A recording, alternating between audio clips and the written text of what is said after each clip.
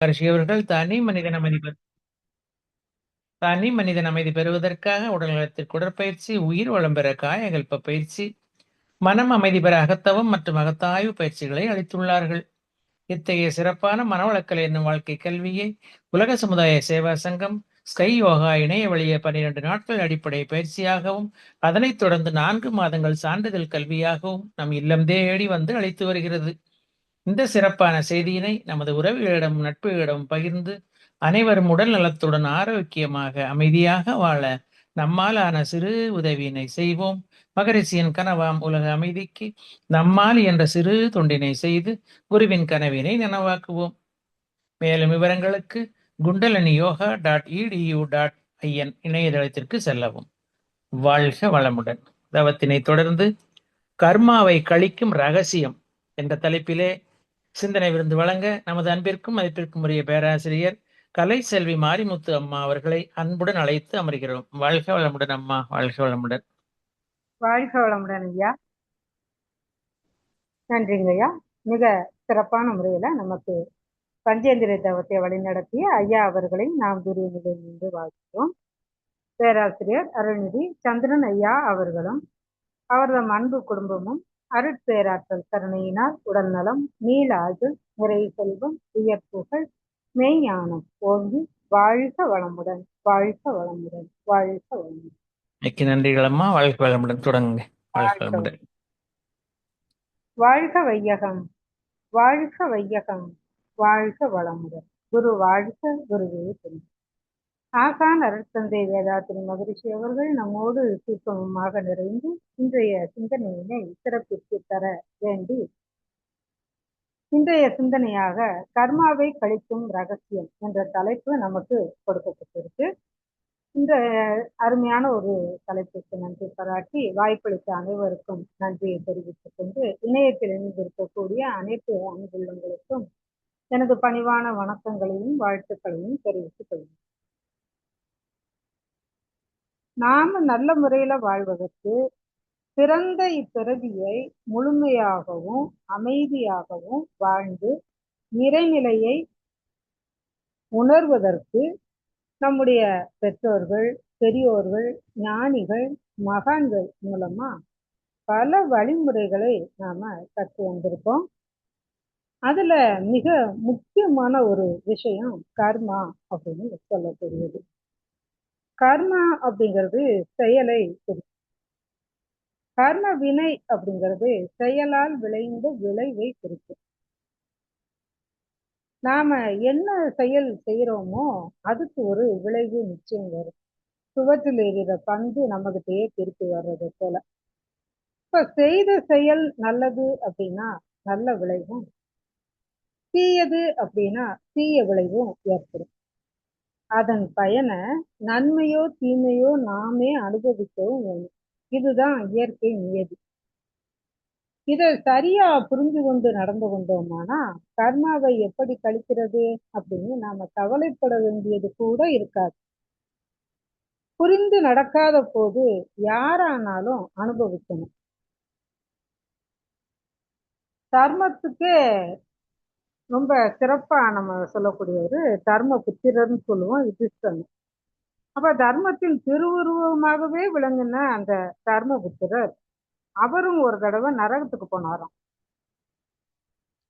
காரணம் என்ன அப்படின்னு பார்த்தேன்னா, மகாபாரத போர் ரொம்ப தீவிரமா நடந்துகிட்டு இருந்தது. நம்ம எல்லாருக்கும் தெரிஞ்சிருக்கும்.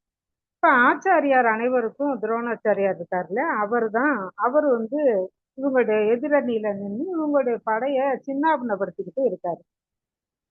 அவர் கையில அஸ்திரங்களை வச்சுக்கிட்டு அவரே அதை பிரயோகம் பண்ற வரையிலும் அவரை யாராலையும் ஜெயிக்க முடியாது அப்படிங்கிற ஒரு வரம் அவருக்கு உண்டு. அவரா முன்வந்து அஸ்திரங்களை கீழே வச்சாலன்று யாராலையும் அவரை வெல்ல முடியாது அப்படின்னு சொல்றாங்க. அப்போ பாண்டவர்களுடைய படை சின்னாபின்னப்பட்டுக்கிட்டு இருக்கும் போது இருக்கவே இருக்காரு இல்லையா நம்முடைய கண்ணபிரான். அவர் ஒரு விஷயத்த அவங்களுக்கு சொல்றாரு. அதாவது யுத்தம் ஆரம்பிக்கும் போது துரோணர் சொன்னதை நீங்க எல்லாரும் மறந்துட்டீங்களா பாண்டவர்கிட்ட கேட்கிறாரு. மக்களோட நம்பிக்கைக்கு பாத்திரமான யாராவது ஒருத்தர் ஏதாவது விரும்பத்தகாத ஒரு விஷயத்த சொல்ல கேட்டேன்னா, அப்ப நான் என்னோட கையில உள்ள அஸ்திரங்களை தூர எறிஞ்சிட்டு தியானத்துல ஆழ்ந்துருவேன் அப்படின்னு துரோணர் சொல்லியிருக்காரு அப்படின்னு நினைவூட்டி சதி பண்றாரு. அப்ப அவர் சொன்னதை கேட்ட உடனே எல்லாருமே சிந்தனையில ஆள்றாங்க. அப்ப பீமன் வந்து என்ன செய்யறாரு, துரோணாச்சாரியார் மகன் அஸ்வத்தாமன் கூட சண்டை போடுறதுக்கு போறாரு. சண்டையோட நடுவுல பீமனை வந்து கீழே குதிச்ச உடனே நேரா அஸ்வத்தாமனோட தேருக்கு அடியில அவர் கதை வச்சிருப்பாரு இல்லையா பீமன், அந்த கதையை கொடுத்து ஒரு நொந்து விடுறாரு. அவ்வளவுதான். அஸ்வத்தாமா வந்து அந்த ரதத்தோட யுத்த களத்தை விட்டு ரொம்ப தூரம் போய் விழுந்துடுறாரு. ஏன்னா பீமனோட கதைக்கு அவ்வளவு வலு உண்டு, பீமனுக்கு அவ்வளவு வலு உண்டு, நமக்கு தெரியும். உடனே பீமன் வந்து அவரை எங்கேயோ ஒரு இடத்துக்கு போற அளவுக்கு பண்ணிட்டு கௌரவ சேனையில அஸ்வத்தாமான் பேருள்ள ஒரு யானைய கொண்டுடுறான். ஒரே அடிதான் அந்த யானை இறந்துருச்சு. இப்ப அஸ்வத்தாமன் கொல்லப்பட்டான்னு சத்தம் போடுறான். இது வந்து துரோணாச்சாரியார் காதுலயும் விழுகுது. அவருக்கு திடுக்கிடுறாரு. இருந்தாலும் பீமனோட வார்த்தையை நம்ப வேண்டாம், தர்மர் சொன்னா உண்மையாத்தான் இருக்கும் அப்படின்னு சொல்லி தர்மர் இருக்கிற இடத்த நோக்கி போறாரு ரதத்தை செலுத்திட்டு. அப்போ இவரோட ரதம் நெருங்கி வர்றத கண்ணன் பார்த்துடுறாரு. இவர் யுதிஷ்டர் எங்கேயாவது உண்மையை சொல்லி காரியத்துக்கு எடுத்துருவாரோ அப்படிங்கிற ஒரு முன்னெச்சரிக்கையோட, உங்களை தர்மரே, உங்களை சேர்ந்தவங்க வெற்றி பெறணும் அப்படின்னா இதை விட்டா வேற வழியே உங்களுக்கு கிடையாது. துரோணாச்சாரியர் வந்து கேட்டா அஸ்வத்தாமன் கொல்லப்பட்டான்னு நீங்க கண்டிப்பா சொல்லிதான் ஆகணும். இதை நான் சொல்றேன், நீங்க சொல்லித்தான் ஆகணும்னு கட்டளை போடுறாரு. இவருக்கு யுதிஷ்டருக்கு ஒரே தர்ம சங்கடம் ஆயிடுச்சு. ஆனாலும் இவருடைய வார்த்தையை தட்டவும் முடியல. இப்ப துரோணர் வந்து கிட்ட வந்துட்டு, யுதிஷ்டா, பீமன் சொல்றது உண்மையா அப்படின்னு சொல்லி கேட்கிறாரு. உடனே இவர் வந்து ரொம்ப சங்கடத்தோட, ஆமா அஸ்வத்தாமன் கொல்லப்பட்டான் அப்படின்னு சொல்லி சொல்றாரு. சொன்ன உடனே அவருக்கும் ஒரு மனது கேட்கல, அது மனிதனா யானையா அப்படிங்கிறது சரி, ஒரு விஷயம் இருக்கு அப்படின்னு சொல்றாரு. அவர் சொல்லும் போது அந்த நேரம், அதாவது அஸ்வத்தாமன் கொல்லப்பட்டான்ங்கிற வார்த்தையை மட்டும்தான் வெளியில கேட்குது. அடுத்த வார்த்தைகளை அவர் சொல்றதுக்குள்ள கிருஷ்ண பரமாத்மா என்ன பண்றாரு, ஒரு வினாடி கூட தாமதிக்காம அவருடைய பாஞ்சஜன்யம்ங்கிற சங்க எடுத்து பலமா ஊதிடுறாரு. அப்ப அந்த மீதி வார்த்தைகள் துரோணாச்சாரியர் காதுல கேட்கல. அப்போ இவருக்கு வந்து யுதிஷ்டர் மேல ரொம்ப நம்பிக்கை இருக்குது துரோணருக்கு. அதனால கண்டிப்பா நம்ம மகன் தான் கொல்லப்பட்டுட்டான் போலன்ட்டு அஸ்திரங்களை எரிஞ்சிடுறாரு. இது யுதிஷ்டருக்கு என்ன ஒரு பெரிய பாதிப்பா நடந்ததாம் அப்படின்னா, எப்பவுமே நம்ம போர்க்களத்துல தேர்ல போனாங்கன்னா எல்லாருடைய தேரும் தரையில தான் இருக்குமா. ஆனா யுதிஷ்டர் வந்து தர்மத்தின் தலைவன் இல்லையா, அவருடைய தேர் வந்து பூமியில இருந்து எப்பவுமே 4 அங்குல உயரத்துலதான் இருக்குமா, தரையை வந்து தொடாதான். ஆனா அந்த கபடமா அந்த ஒரு பொய்ய சொன்னதுனால அவரோட தேரும் எல்லாரும் தேரையும் போல தரையிலேயே தொட்டுட்டு ஓட ஆரம்பிச்சு. அதே மாதிரி தர்மருக்கு தன்னோட உடலோட சொர்க்கம் போகக்கூடிய ஒரு வாய்ப்பு வந்து அவருக்கு உண்டாம். ஆனா அந்த பொய்ய சொன்னதுனால அவரு நரகத்தை போய் பார்த்துட்டு வந்தாரு அப்படின்னு சொல்லுவாங்க. அப்போ இப்படி எப்படிப்பட்ட ஆளானாலும் சரி, அவங்க வந்து அந்த கர்மாவின் நீதியை புரிஞ்சுக்கணும். நாம அடைய வேண்டியதை அடைஞ்சுதான் ஆகும். நம்ம செய்யக்கூடிய செயலுக்கு உண்டான விளைவை கண்டிப்பா நம்ம அனுபவிப்போம் அப்படிங்கிற ஒரு விஷயம் தெரியும். ஏன்னா முன்னாடி நாம என்ன விதைச்சோமோ அதைத்தான் நாம பின்னாடி அறுவடை பண்ணியே ஆகணும். பிறக்கின்னா முற்பகல் செய்யும், தமக்கின்னா பிற்பகல் தாமே வரும் அப்படின்னு சொல்றாங்க. இப்ப நாம பிறந்ததுக்கே நம்ம கர்மா தான் காரணம். சஞ்சித பிராரப்த கர்மம் தான் காரணம். அதுதான் இரு சேர் இருவினையும் அப்படின்னு சொல்றாங்க. இப்ப பிறந்துட்டோம். பிறந்ததுக்கு அப்புறம் அந்த ஆன்மா இச்சை வயப்பட்டு செய்யற செயல்கள் ஆகாமிய கர்மா. ஆன்மா கூட்டல் காமியம். காமியம்னு இச்சைன்னு அர்த்தம். அப்ப இச்சை வயப்பட்டு செய்யக்கூடிய விஷயங்கள் எல்லாமே ஆகாமிய கர்மா அப்படின்னு சொல்லப்படுது. இந்த கர்மா அப்படிங்கிறது ஒருத்தங்களை நாம வந்து உடல் ரீதியா துன்பப்படுத்துறது மட்டும்தானா அப்படின்னா கிடையாது. மன ரீதியா உள ரீதியா ஒருத்தரை நம்ம வருத்தப்படுத்தணும் அப்படின்னா கூட அதுவும் வந்து கர்மா தான், நம்மளுக்கு பாவத்தை கொண்டு வந்து சேர்க்கத்தான் செய்யும். இப்போ உதாரணமா ஒருத்தவங்களை பாக்குறோம், அவங்கள நமக்கு பிடிக்காது, அவங்கள பார்த்தாலே நமக்கு எப்பவுமே கோவம் வரும். அவங்கள பார்த்து அவங்கள 4 சாத்து சாத்தனா என்ன அப்படின்னு நம்ம மனசுல ஒரு எண்ணம் தோணிருச்சுன்னு வச்சுக்கோங்களேன், அது கூட பாவம் தானே. ஏன்னா பாவத்தினுடைய அவ்வளவு ஸ்ட்ராங்கா இருக்கு மனிதர்கள்ட்ட. இப்ப சங்கீத கர்மா அப்படின்னு பார்த்தோம் அப்படின்னா, இதைத்தான் சங்கீத கர்மா, பிராரப்த கர்மா, ஆகாமிய கர்மா அப்படின்னு தான் பேர் வச்சு நிறைய சொல்றாங்க. இப்ப சங்கீத கர்மா அப்படின்னா என்னன்னு பார்த்தோம்னா, ஏற்கனவே நம்ம பல பிறவிகளை செஞ்சு செஞ்சு மூட்டை மூட்டையா நாம நம்ம முன்னோர்கள் கொண்டு வந்திருக்கோம் இல்லையா, இதுதான் சங்கீத கர்மா அப்படின்னு சொல்றது. நம்ம பேங்க்ல டெபாசிட் பண்ணி வச்சிருக்கோம் இல்லையா, அதே போல. அடுத்த பிராரப்த கர்மா அப்படின்னா இன்னைக்கு நாம அனுபவித்து கொண்டிருக்கக்கூடிய கர்மாக்கள் எல்லாமே பிராரப்த கர்மா தான். அந்த ஏற்கனவே இந்த டெபாசிட்ல இருந்து கொஞ்சம் கொஞ்சமா எடுத்து நம்ம அனுபவிக்கிறோம். ஆகாமிய கர்மா அப்படின்னா இன்னைக்கு நாம செய்யக்கூடிய செயல்களால நாளைக்கு உருவாகக்கூடிய கர்மா, வினை பயன். இதுதான் ஆகாமிய கர்மா. இதுதான் அந்த சங்கீதமும் பிராரத்தமும் சேர்ந்ததுதான் ஆகாமியம் அப்படின்னு சொல்லுவாங்க. இப்ப இத புரிஞ்சா சங்கீத கர்மத்தை நாம இல்லாம பண்ண முடியும். இப்ப பண்ணிட்டு இருக்க அனுபவித்து கொண்டு இருக்கக்கூடிய இந்த பிராரப்த கர்மத்தை சுலபமா நாம கடக்க முடியும். ஆகாமிய கர்மத்தை உருவாகாமலேயே நாம தடுக்கலாம். கட்டினத்தார் அழகா சொல்றாரு இல்லையா, முன் செய்த தீவினை இங்கன்னே மூண்டதுவே அப்படின்னு. அப்ப எப்ப செய்தாலும் அதை நாம அனுபவிச்சுதான் ஆகணும் அப்படின்னு சொல்றாங்க. அப்ப அந்த பாவ பதிவுகளை நாம கழிக்கணும் அப்படின்னு சொல்றாங்க. சாமிஜி அழகா ஒரு கவியில சொல்றாங்க, தான் என்னும் செல்வாக்கு பற்றும் மற்றும் தனது எனும் பொருள் பற்றும் தன்முனைப்பாம் ஊன் உருவில் உணர்ச்சிகளாய் அருகுணங்கள் உருவாகி எழும் செயல்கள் துன்பம் நல்கும். ஆன்மாவின் இச்செயல்கள் பதிவு பெற்றால் அவையேதான் பழிச்செயல்கள் பதிவு ஆகும்.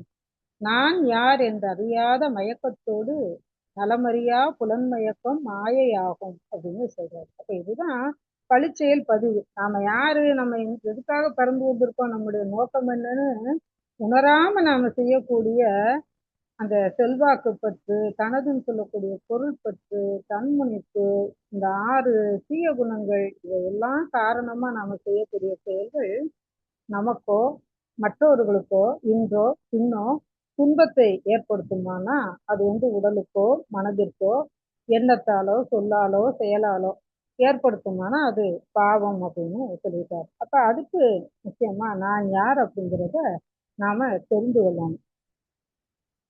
இவ்வளவு பெரிய கவிஞர் மகாகவி பாரதி என்ன கேட்கிறாரு தெய்வத்திட்ட, நின்னை சில வரங்கள் கேட்பேன், அவை நேரே இந்த எனக்கு தருவாய் என்றன் முன்னை தீவினை பயன்கள் இன்னும் மூளாது அழித்திடல் வேண்டும். இனி என்னை புதிய உயிராக்கி மதிதன்னை மிக தெளிவு செய்து என்றும் சந்தோஷம் கொண்டிருக்க செய்வாய் அப்படின்னு கேட்கிறாரு. எனக்கு அதை கொடுத்துரு இதை கொடுத்துரு, தென்னை மரம்லாம் கேட்டாரு, குடிசை கேட்டாரு, அதெல்லாம் வேற. பெரிய பெரிய செல்வங்கள்லாம் நாம எனக்கு 4 கார் வேணும், பெரிய பங்களா வேணும், ஏகப்பட்ட பேங்க் பேலன்ஸ் வேணும், நகை நட்டு வேணும், அப்படியெல்லாம் அவர் பேசல. என்னுடைய தீவினை பயன்கள், முன்னை தீவினை பயன்கள் இன்னும் மூளாது அழித்திட வேண்டும் அப்படின்னு கேட்டார்.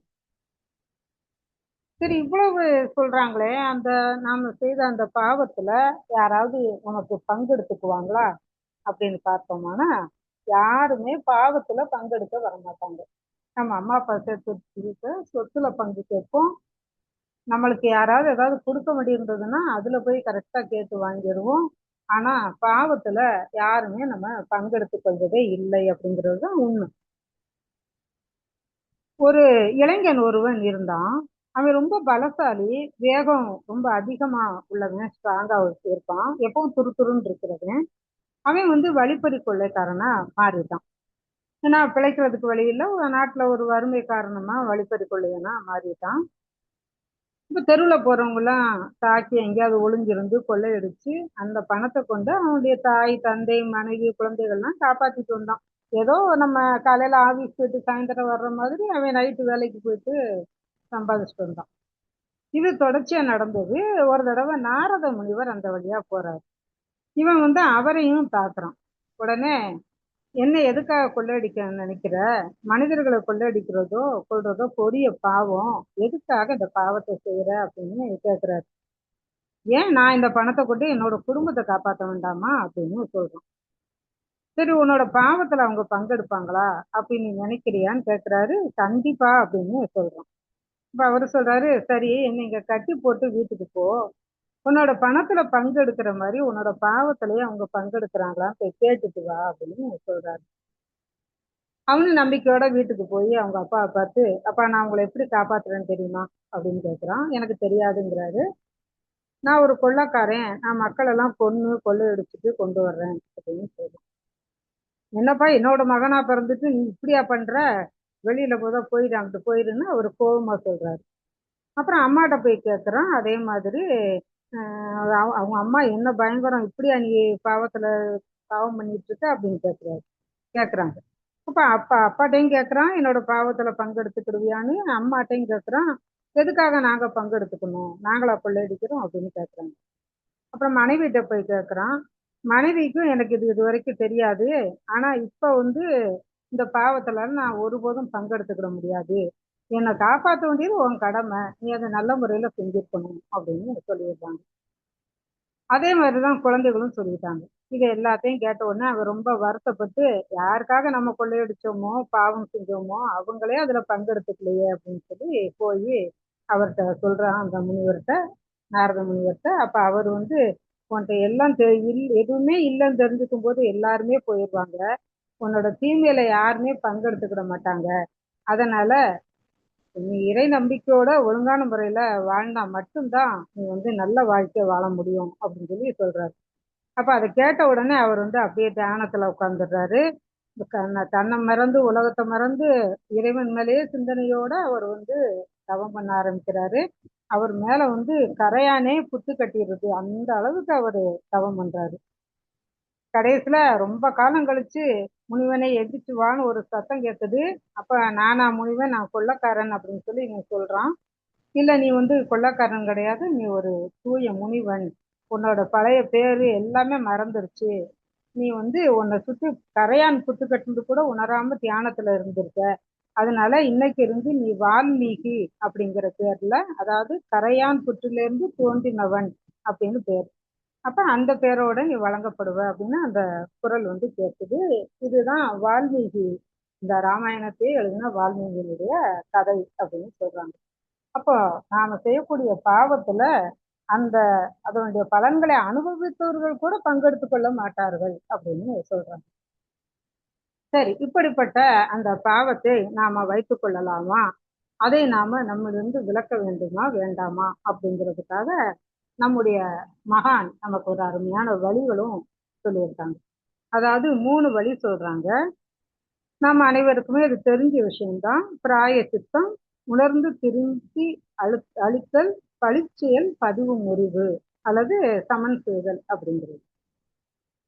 இப்ப இந்த பிராய சித்தம் அப்படின்னா என்னன்னு பார்த்தோம்னா, தீமையை நீக்கி நம்ம நல்ல காரியங்கள்ல ஈடுபடுறது. ஒரு தவறு செஞ்சுட்டோம், அப்ப அந்த தவறுக்கு அதால யாருக்காவது ஒருத்தவங்க கஷ்டம் வந்திருக்கும் இல்லையா, அவங்களுக்கு ஒண்ணு ஆறுதல் சொல்றது அல்லது இழப்பீடு பண்றது அல்லது சாரி கேட்டுக்கிறது, இந்த வகையில நாம பண்ணணும் அப்படின்னா அது பிராயச்சித்தம் அப்படின்னு சொல்றாங்க.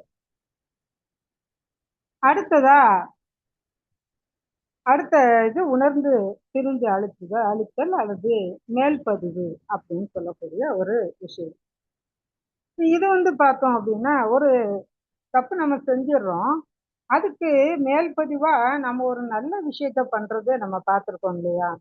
உதாரணமா இப்ப வந்து நமக்கு நமக்கு தனிப்பட்டு எடுத்துக்கொண்டோமானா நம்மளுக்கு ஒரு உடல்ல ஒரு சுகரோ ஒரு ப்ரெஷரோ ஒரு பிரச்சனை வந்துருது. அப்ப என்ன செய்யறோம், நம்முடைய உணவு கட்டுப்பாடு எடுத்துக்கிறோம், ஒரு மருத்துவமனைக்கு போறோம், பயிற்சி முறைகளை கத்துக்கிட்டு செய்யறோம். இப்ப நம்மள்ட்ட பயிற்சிக்கு வந்தவங்க நாமளே கூட அந்த காலத்துல எப்படி அப்படின்னா, உங்களுக்கு நமக்கு ஏதாவது உடலுக்கு வந்துச்சுன்னா டாக்டர் வந்து யோகா பண்ணுங்க, தியானம் பண்ணுங்க அப்படின்னு சொல்லுவாங்க. அப்புறம் நம்ம வந்து பண்ணிட்டு அதனுடைய பலன்களை ஏற்றுக்கிறோம் இல்லையா. அப்போ ஒரு உடலை கெடுத்ததுக்கு மேல ஒரு மேற்பதிவா ஒரு நல்ல பதிவு போடுறது. இன்னைக்கும் நம்ம நிறைய இடங்கள்ல பார்க்க முடியும்.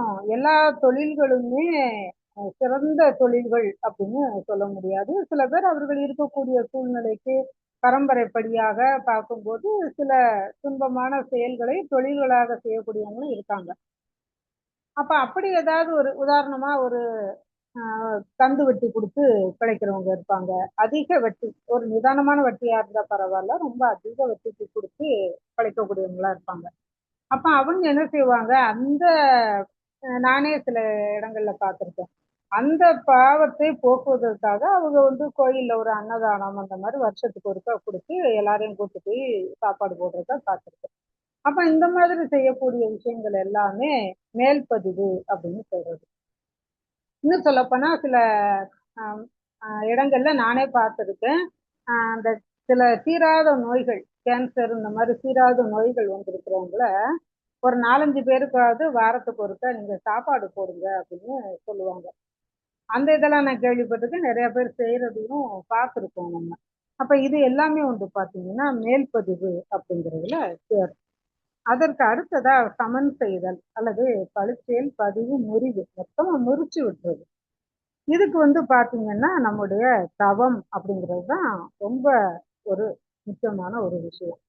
என்ன சாமிஜி சொல்றாங்க, துரியாதீத தவத்துக்கு போகும்போது அங்க நம்முடைய அத்தனை பதிவுகளுமே கரைஞ்சு போகும் அப்படின்னு சொல்றாங்க. இப்ப நான் பாவம் செஞ்சுட்டு செஞ்சுட்டு தவம் பண்ணிட்டா சரியாயிடுமா அப்படின்னா அப்படி கிடையாது. தவம் ஒன்றே அகத்தவத்தை நாம எடுத்துக்கொண்டோமானா இப்ப நாம புதிதாக பாவம் செய்வதை ரொம்ப யோசிப்போம். என்ன செயல் செய்தாலும் அங்கே நம்ம அறிவுக்கு ஒரு விழிப்பு நிலை தோணி இது நீ தப்பு பண்ற தப்பு பண்றன்னு நம்மளுக்குள்ள ஒரு குரல் சொல்லிக் கொண்டே இருக்கும். அப்ப நாம தவறு செய்யாத ஒரு நிலைக்கு போவோம். அதனாலதான் அங்க பழிச்செயல் பதிவு மொத்தமா முறியுது அப்படின்னு சொல்றாங்க. இதைத்தான் இருள் சேர் இருவினையும் சேரா இறைவன் பொருள் சேர் புகழ் புரிந்தார் மாட்டு அப்படின்னு சொல்லியிருக்காங்க. அப்போ இந்த பாவ பதிவுகள் சஞ்சித பிராரப்த ஆகாமிய கர்மங்களை எல்லாமே நாம இந்த மாதிரியாக கழித்து கொள்ள முடியும் அப்படிங்கிறது நமக்கு தெரியும். சாமிஜி இதையே வந்து பாத்தீங்கன்னா ரொம்ப ஸ்ட்ராங்கா நிறைய இடங்கள்ல சொல்லியிருப்பாங்க. அதாவது அன்னமய கோஷம் அப்படிங்கிறது உணர்ச்சிகளால மனம் குறுகின நிலையில கட்டுப்பட்டு நாம செய்யக்கூடிய சில விஷயங்கள். இப்ப வந்து மனசு மேல் மனசுல இருக்கும் அப்படின்னு சொல்லுவாங்க. அப்ப அந்த புலன் முதலிய கருவிகளோட நாம செயல்களை செய்வோம். இங்கதான் ஆகாமிய கர்மம் அப்படின்னு சொல்றாங்க. இச்சை வயப்பட்டு செய்யக்கூடிய செயல்கள். இது வந்து எங்க பதிவாகும்னா பொறி புலன்கள்ல பதிவாகும். அப்ப இதுக்கு வந்து ஞான கர்மேந்திரியங்கள்ல ஏற்படக்கூடிய பதிவு, இது இயக்க பதிவு அல்லது அதிர்வு பதிவு அப்படின்னு சாமிஜி தெளிவா சொல்றாங்க. அடுத்ததா பிராணமய கோஷம் மனோமய கோஷம்னா உயிர் உடல் உணர்ச்சிகளால அருகுணவயப்பட்டு நாம செய்யக்கூடிய செயல்கள். இதுல வந்து பாத்தீங்கன்னா நடுமணத்துல பதிவாகுது. பொறிப்புலன்கள் கலப்பு இல்லாம இயங்கக்கூடிய ஒரு விஷயம். இது வந்து பிராரப்த கர்மம், பிறந்து வாழ்ந்து இந்த காலத்துல செய்யக்கூடிய விளைவுகளோட பதிவு. இது மூளையில நினைவு பதிவா பதியுது அப்படின்னு சொல்றாங்க. அதற்கு அடுத்ததா விஞ்ஞான ஆனந்தமய கோஷம். உடல் உயிர் இந்த ஒழுங்கமைப்பை உணரணும். பேரியக்க மண்டலத்துக்கு மூலக்கூறா உள்ள பரமானு சொல்லக்கூடிய தெய்வீக நிலையை நோக்கி நாம போகக்கூடிய ஒரு விஷயம். இதுதான் அடிமனத்துல பதியும் அப்படின்னு சொல்றாங்க. அப்ப இதுதான் தியானத்துக்கு உண்டானது. இங்கதான் சாமிஜி நமக்கு தவத்தை கொடுக்குறாங்க. அகத்தவத்தை கொடுக்கும் போதுதான் நாம் அந்த சங்கீத கர்மங்கள் எல்லாமே நமக்கு அது சரியாகுது. வித்துல அது ஒழுக்கத்தர பதிவா பதியுது.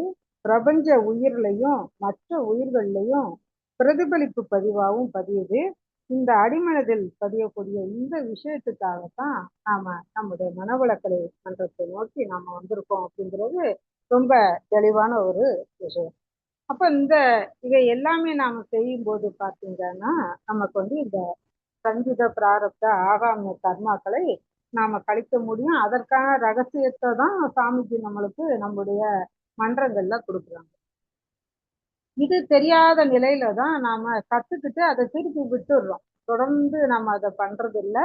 தொடர்ச்சியா பண்ணிக்கிட்டே வரும்போதுதான் நம்முடைய இன்னும் சொல்லப்போனா சாமிஜி விலங்கின பதிவுகள் மூலமா தான் உடல் நோயே வருதுன்னு சொல்றாங்க.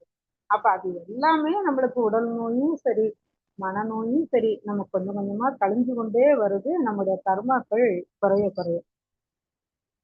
இதுல சாமி கிட்ட ஒரு கேள்வி ஒண்ணு கேக்குறாங்க. அன்பர்கள் கேள்வி கேட்கும்போது ஒரு கேள்வி கேட்கிறாங்க. அதாவது அகத்தவம் செய்யாமலேயே மனிதன் நல்ல வாழ்வு வாழ்ந்து இறைநிலையை அடைய முடியாதா அப்படின்னு கேக்குறாங்க.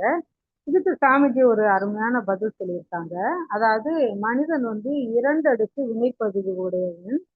பிறந்ததுல இருந்து இன்னைக்கு வரைக்கும் என்னென்ன செயல்களை செய்தானோ அது பிராரப்த கர்மம். கருவழியே அவனுடைய முன்னோர்களிலிருந்து என்ன பதிவுகளை பெற்றானோ அது சஞ்சித கர்மம். இந்த ரெண்டு சேர்ந்த தொகுப்பு தான் ஒரு மனிதனின் தன்மை. இதோட வழியாகத்தான் மனுஷன் செயல்களை செஞ்சுக்கிட்டே போவான். நாம ஒரு செயலை செய்யறோம்னா அது நம்முடைய கர்மா தான் காரணம் அப்படிங்கிறதையும் நாம புரிஞ்சுக்கணும். என்ன நம்மளுக்கு தெரியுமோ அதைத்தானே நம்ம செய்வோம். அப்ப அதைத்தான் சாமிஜி சொல்றாங்க. இதன் வழியாத்தான் மனிதன் செயல்களை செய்து கொண்டே போவான். இந்த பதிவுகள்ல நல்ல பதிவுகளும் இருக்கு, துன்பம் விளைவிக்கக்கூடிய தீய பதிவுகளும் இருக்கு. தீயவற்றை தவிர்த்து நல்ல பதிவுகளையே நாம சேர்த்துக்கணும். தீய பதிவுகள் அப்பப்போ தோணி நம்மள தீய செயல்களை செய்ய வச்சு அதன் மூலமா துன்பங்களை நமக்கு கொடுத்து கொண்டே இருப்பதற்கு வழிவகுக்கும். இவ்வாறு வாழ்வின் நோக்கத்துக்கு முரணான தீய பதிவுகள் அதிகரிச்சுக்கிட்டே போச்சுன்னா நம்முடைய பிறவி பெருங்கடலா நீண்டுகிட்டே போகுமா, வாழ்வுல சலிப்பு தான் நமக்கு ஏற்படுமா. அப்படி இல்லாம துன்பத்துக்கு முடிவு கட்டணும், வேண்டாத பதிவுகளை மாற்றி அமைக்கணும். இந்த விஷயத்துலதான் பழக்கத்துக்கும் விளக்கத்துக்கு இடையில மனிதன் போராடிக்கிட்டு இருக்கிறான். இந்த மாதிரி வகுப்புகளுக்கு வர்றோம் தெரியுது, ஆனா திரும்ப நம்ம வீட்டுகளுக்கு போனோம்னா அந்த சூழ்நிலையிலேயே நம்ம மாட்டிக்கிறோம் இல்லையா. அதைத்தான் சாமிஜி சொல்றாங்க. இப்படி ஒரு நீண்ட பதில் சாமிஜி இன்னைக்கு சொல்றாங்க. அப்ப அந்த வகையில பார்த்தோம்னா நாம கற்றுக்கொண்டதும் கேட்டுக்கொண்டதும் நம்முடைய வாழ்க்கையை சீரமைப்பதா இருக்கணும். அப்படி இல்லாத பட்சத்துல அது நமக்கு துன்பத்தை தான் கொடுக்கும். சாமிஜி பழிச்சுமை அப்படிங்கிறத பத்தி ஒரு இடத்துல சொல்றாங்க, ஒரு அருமையான கவியில. ஐயுணர்வின் வயமேற்ற ஆன்மாவின் பழிச்சுமையை மெய்யுணர்வு பெற்றாற்றி மிக எளிதில் கழித்திடலாம். தெய்வ நிலையுடன் அறிவை தேர்ந்தொன்றும் தவம் பயின்று உய்ய நினைத்தால் உலகீர் உடனே என் தொடர்பு கொள்வீர் அப்படின்னு சொல்றாரு. நீங்க அந்த தவத்தை படிச்சு உய்யணும் உயர்வடையணும் அப்படின்னு நினைச்சீங்கன்னா என்னை நீங்க உடனே தொடர்பு கொள்ளுங்க அப்படின்னு சொல்றாரு. எப்படி ஒரு அருமையான ஒரு அழைப்பு பாருங்களேன்.